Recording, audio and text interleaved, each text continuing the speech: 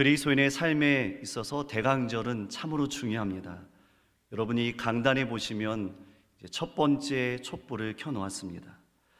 예수님의 오심을 기다리는 이 4주 기간 동안 그리스도의 의미를 다시 한번 되새기며 신앙의 기초를 견고하게 만들어가는 믿음의 성도 되기를 축복합니다.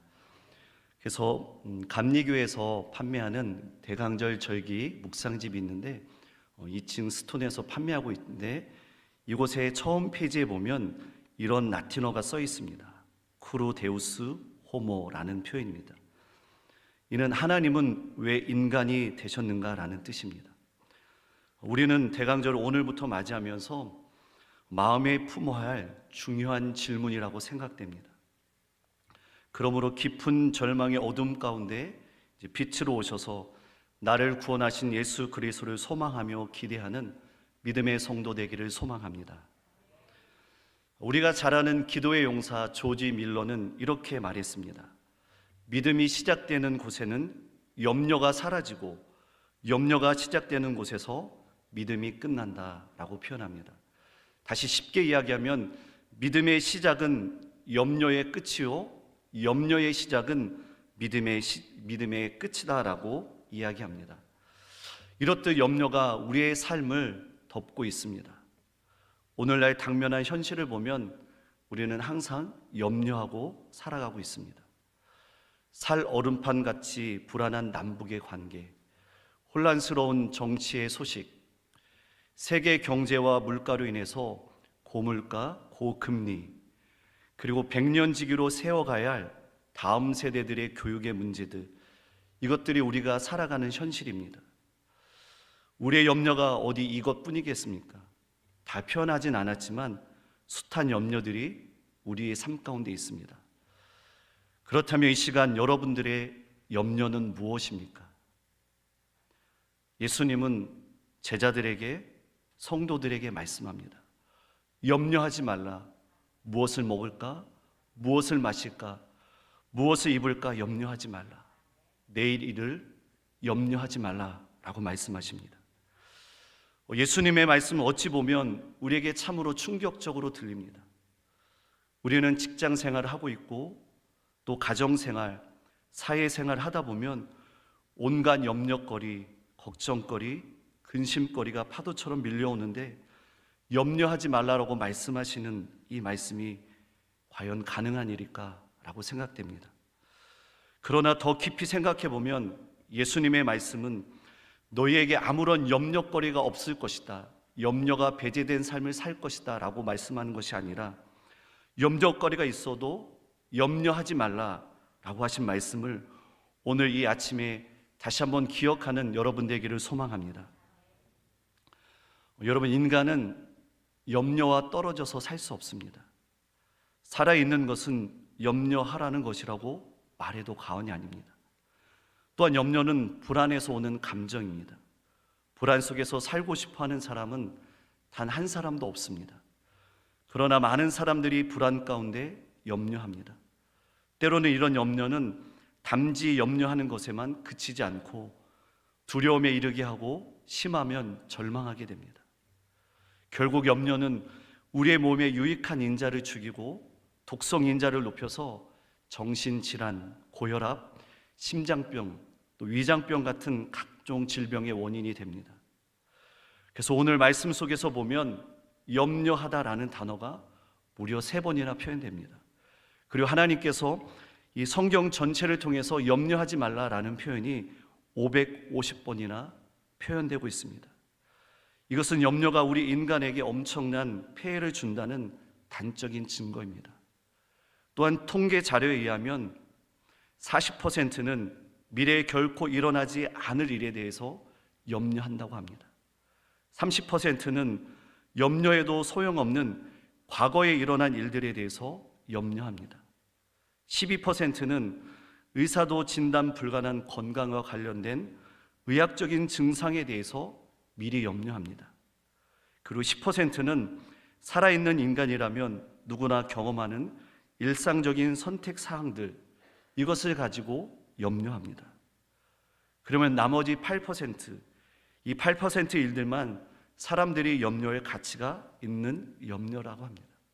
그런데 문제는 이런 8%의 문제가 아닌 우리 모두는 100%의 염려의 짐을 지고 인생을 살아가고 있다는 것입니다. 그래서 예수님은 당시 팔레스타인 사람들의 삶은 날마다 생존, 의식주 문제를 걱정하고 살아가는 삶이라는 것을 잘 알고 있었습니다. 그래서 이런 뜻, 인생의 무거운 짐을 살고 있는 삶을 보면서 22절 말씀에 보면 목숨을 위하여라는 단어가 이런 상황들을 표현해주고 있습니다. 당시 사람들에게 무엇을 먹을까, 무엇을 입을까라는 문제는 선택이 아니라 생존의, 삶의 실존의 문제였습니다. 따라서 1세기를 살았던 예수님의 제자들이 가지고 있었던 이런 염려들이 21세기를 살아가는 우리 모두에게도 동일하게 염려하고 걱정하며 살고 있습니다.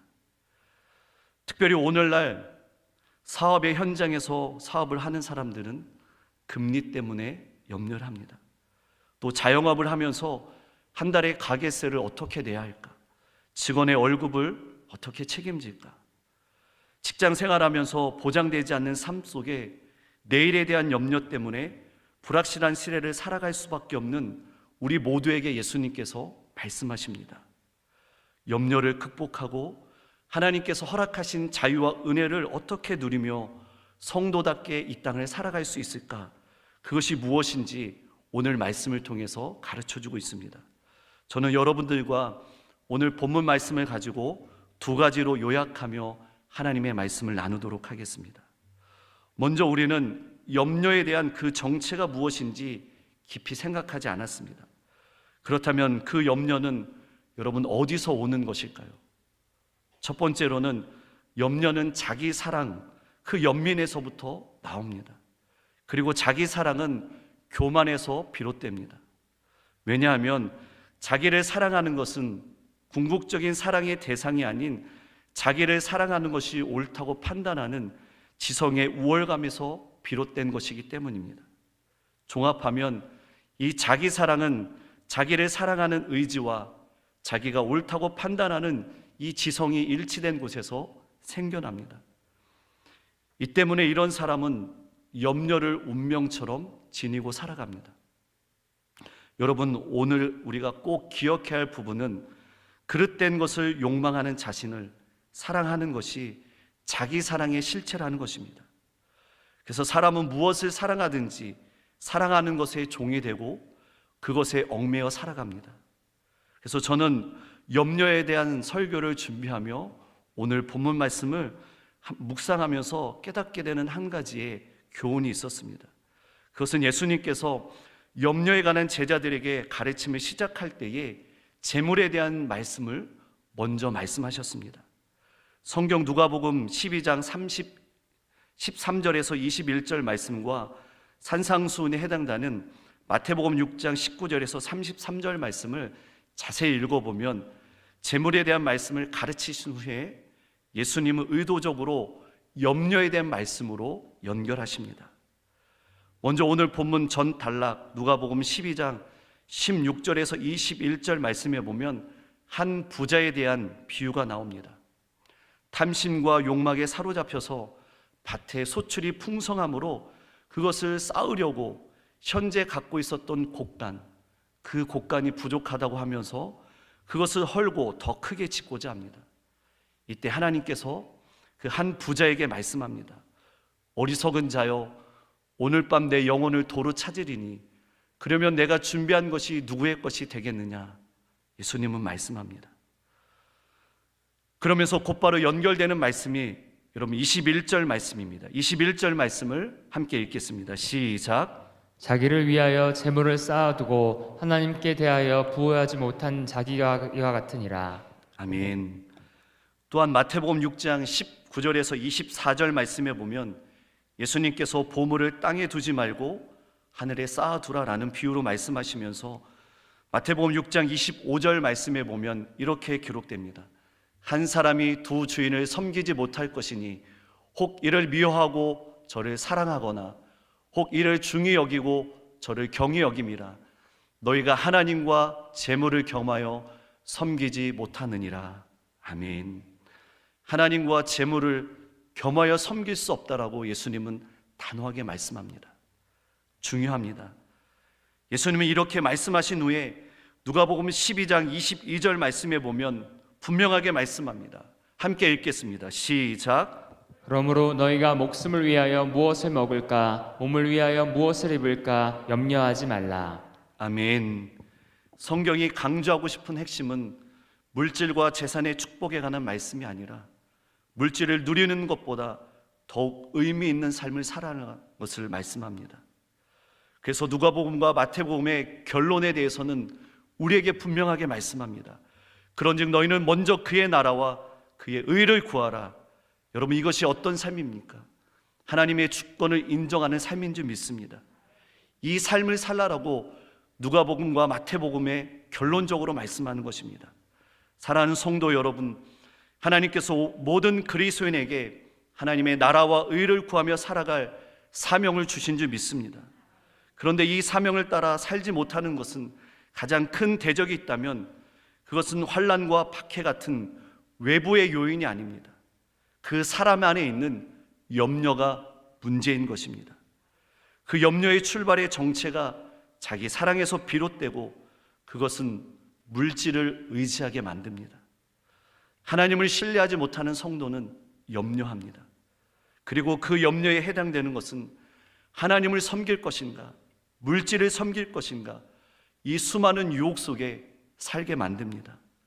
그래서 마태복음 6장 24절 말씀을 다시 한번 한 목소리로 읽도록 하겠습니다. 시작. 한 사람이 두 주인을 섬기지 못할 것이니 혹 이를 미워하고 저를 사랑하거나 혹 이를 중히 여기고 저를 경히 여김이라. 너희가 하나님과 재물을 겸하여 섬기지 못하느니라. 아멘. 그렇다면 성도들이 재물을 사랑하는 이유가 무엇이라고 생각하십니까? 우리가 살고 있는 이 시대의 대부분은 물질, 재물로부터 조달합니다. 재물이 없으면 세상에 있는 것들을 구하거나 사용할 수 없는 것이 현실입니다. 따라서 인간의 가장 기초적인 욕구는 의식주의 욕구입니다. 먹고 입고 마시는 모든 것이 육체에 관한 것입니다. 우리가 먹고 입고 마시는 것뿐만 아니라 더 좋은 집에 살고 싶고 경치 좋은 곳을 구경하며 안락한 환경에서 살고 싶어 합니다. 결코 이것이 잘못된 생각과 바람은 아닙니다. 그런데 선하신 하나님을 신뢰하지 못하고 인간의 분수를 넘어 영화로 누리고 싶어하는 그 자리에 바로 염려가 찾아오게 되고 자기를 의지하고 물질을 의지하는 불신앙이 드러나게 됩니다. 그러므로 염려의 의식 밑바탕에 불신앙이 자리 잡고 있습니다. 매일의 만나를 주실 것을 믿지 못하는 그 염려로부터 불신앙이 드러나게 됩니다. 그래서 대표적인 인물을 구약 성경에서 찾아본다면 아브람입니다. 창세기 12장에 보면 아브람은 갈 바를 알지 못했으나 하나님께서 말씀했던 그 약속의 말씀을 붙잡고 그는 고향 본토 친척 아비집을 떠나 출발하게 됩니다. 이때 하나님에 대한 깊은 신뢰가 있었습니다. 고향을 떠날 때 염려하지 않았습니다. 그러나 후에 그는 하나님의 약속을 버리고 조급한 마음에 아내의 뜻을 따라 여종 하갈을 통해서 이스마엘을 낳습니다.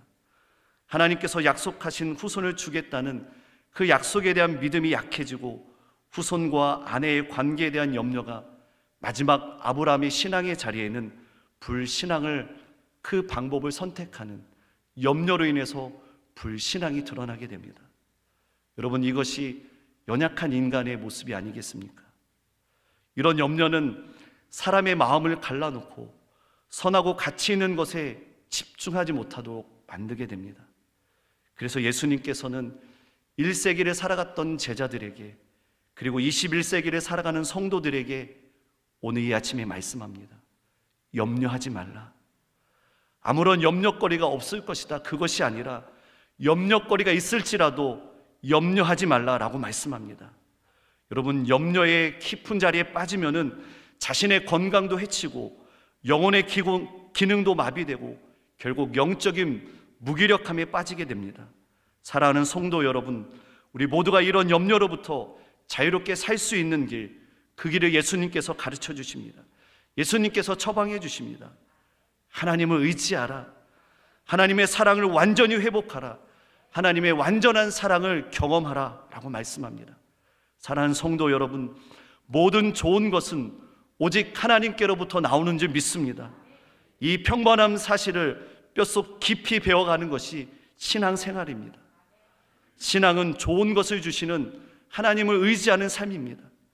하나님을 의지하는 사람은 미래에 어떤 일이 생길지 알지 못하나 두려워하지 않습니다. 결국 나는 약하나 도와주시는 하나님이 강하심을 믿고 신뢰하며 나갈 때에 승리하는 성도가 될 줄 믿습니다. 사랑하는 성도 여러분, 하나님의 완전한 사랑을 다시 한번 회복하기를 주님의 이름으로 축복합니다. 두 번째로 염려를 극복할 수 있는 방법에 대해서 말씀하십니다. 너희 자신을 알라라는 것입니다. 여러분, 너희 자신을 알라라는 말은 우리가 흔히 이해하는 것처럼 내 주제를 파악하라라는 뜻이 아닙니다. 예수님께서 염려하는 자들에게 자신이 하나님께 소중한 존재임을 깨달으라고 말씀하십니다. 그러면서 오늘 본문 말씀에 보면 세 가지로 비유로 말씀하지만 두 가지의 비유로 설명하면, 첫 번째로는 공중의 까마귀를 생각하라, 그리고 들의 백합화를 생각해보라 라고 말씀합니다. 특별히 오늘 본문과 산상수훈에 나오는 마태복음 말씀을 이렇게 비교해 보면, 마태복음 6장 26절 말씀에 보면 공중의 새를 보라 라는 표현입니다. 누가복음 12장 24절 말씀에 보면 까마귀를 생각해 보라 라고 표현됩니다. 그리고 마태복음 6장 28절 말씀에 보면 들의 백합화가 어떻게 자라는가 생각해 보라. 누가복음 12장 27절 말씀에 보면 백합화를 생각해 보라 라고 표현합니다. 여러분, 여기서 우리가 집중할 단어가 무엇이겠습니까? 보라라는 표현입니다. 보라라는 헬라어는 엠블렙 사테라는 표현입니다. 이것은 단지 육신의 눈으로 그저 바라보라는 뜻이 아닙니다. 이것은 의도를 가지고 보거나 눈에 보이는 사물에 대해서 진지하게 사색하라는 것을 말씀합니다. 그래서 성경은 분명하게 생각하라, 생각해 보라라고 말씀하고 있습니다. 여러분, 공중의 새와 들의 백합화, 그것을 그냥 보는 것이 아니라 그 의미를 생각하여 관찰해 볼 때 거기에서 우리의 삶에 주는 의미와 교훈이 있는 줄 믿습니다. 저는 이번 주에 설교를 준비하기 위해서 책도 읽어보고 또 하루는 공원에 나가는 길이 있었습니다. 그래서 공원에서 벤치에 앉았을 때에 그때 마침 까마귀가 제 시야에 들어왔습니다. 그리고 등불 위에 까마귀가 앉았습니다. 그 까마귀는 까마귀 소리를 내면서 지도되었습니다. 그러면서 오늘의 설교에 그 본문이 떠올랐습니다. 그리고 까마귀를 집중하여 관찰해 보았습니다. 제 눈에는 까마귀가 행복해 보였습니다. 그리고 주변을 살펴보았더니 백합화는 보이지 않았습니다. 제가 살고 있는 곳이 한국이기 때문에 한국에서는 백합화를 쉽게 볼 수 없습니다. 그러나 시야를 돌려서 다른 곳을 보았더니 억새풀이 보였습니다. 갈대가 보였습니다. 갈대를 보았습니다. 바람에 휘날렸습니다. 갈대도 행복함을 속삭이고 있는 것 같았습니다. 하늘을 나는 까마귀, 오늘 말씀처럼 심지도 않고 그리고 창고도 없고 놓을 곳도 없는데 행복해 보였습니다. 결론적으로 하나님은 우리에게 말씀하고 있습니다. 하나님 아버지께서는 공중의 새와 들의 백합화를 돌보신다고 말씀하고 있습니다. 여러분, 이 사실을 믿으십니까? 여러분, 까마귀를 다시 한번 생각해 보십시오. 그러면서 예수님의 말씀을 함께 읽도록 하겠습니다. 24절 말씀 함께 읽겠습니다. 시작. 까마귀를 생각하라. 심지도 않고 거두지도 아니하며 골방도 없고 창고도 없으되 하나님이 기르시나니 너희는 새보다 얼마나 더 귀하냐. 아멘. 여기에는 하나님의 책임성이 있는 줄 믿습니다. 나는 그들의 하나님이 되고 그들은 나의 백성이 되리라는 하나님의 책임성입니다. 까마귀, 심지도 않고 거두지도 않았지만 하나님께서 기르시는 귀한 존재입니다. 그래서 까마귀는 히브리로 오브레라는 표현을 씁니다. 불길한 피조물이라고 알려져 있습니다. 까마귀는 나라마다 해석하고 보는 관점이 다릅니다. 그러나 유대 문화에는 까마귀가 살아있는 피조물 중 가장 낮은 등급에 속하는 것이 까마귀입니다. 그럼에도 불구하고 예수님께서는 하나님 아버지께서 책임져 주심을 통해서 오늘 말씀하고 있습니다. 심지도 거두지도 않으며 골방도 없고 창고도 없지만 하나님께서 친히 그 새를 기르신다고 말씀하고 있습니다. 여러분, 여기 어떤 깊은 뜻이 있습니까? 충만한 생명력, 그 생명력, 그것을 가질 수 있는 것은 까마귀에 있는 것이 아니라 하나님께서 돌보시기 때문에 까마귀가 공중에 날 수 있는 은혜를 잊게 되었다는 것입니다. 그러므로 하나님이 나의 하나님 되심을 여러분 반드시 믿어야 될 줄 믿습니다. 이것이 신앙의 핵심입니다. 하나님께서 당신의 자녀를 귀중히 여기십니다. 아버지신 하나님께서 자녀인 우리를 공중에 나는 새와 비교할 수만큼 가장 귀한 존재로 오늘 여기시는 줄 믿습니다. 사랑하는 성도 여러분, 자신이 하나님께 사랑받는 존재, 여러분이 하나님께 사랑받는 존재인 줄 믿으십니까? 가치 있는 존재임을 반드시 기억하는 믿음의 성도 되기를 소원합니다. 두 번째로 예수님께서 비유로 말씀합니다. 백합화를 생각해보라. 27절 말씀입니다. 읽습니다. 시작. 백합화를 생각하여 보라. 실도 만들지 않고 짜지도 아니하느니라. 그러나 내가 너희에게 말하노니 솔로몬의 모든 영광으로도 입은 것이 이 꽃 하나만큼 훌륭하지 못하였느니라. 아멘. 꽃은 생명을 유지하기에 아무런 노력도 하지 않습니다. 우리가 이 주변을 보면 나무의 꽃, 또 들판에 이런 꽃이나 나무를 보면 계절에 바뀌면 옷을 갈아입고 또 색깔이 입히고 또 시절이 지나면 낙엽이 떨어지고 그리고 다시 파랗게 됩니다. 그저 창조된 그 존재대로 꽃은 존재합니다. 그러면서 예수님께서 오늘 비유의 이 백합은 솔로몬이 자신의 모든 풍요로움으로 입었던 옷들보다 더 아름답다라고 말씀합니다. 여기서 백합화가 의미하는 상징이 무엇입니까? 여러분, 고귀함을 상징하고 있습니다. 저와 여러분이 하나님께서 존귀한 자로, 귀중한 자로 세워주신 줄 믿습니다. 하나님께서 창조하신 작은 것들도 돌보시는데 하물며 너희일까 보냐라고 말씀하고 있지 않겠습니까? 하나님은 하나님의 형상대로 창조하신 저와 여러분들을 항상 살피시고 고귀하고 존귀하고 그리고 가치 있는 존재로 하나님께서 책임져 주시는 줄 믿습니다.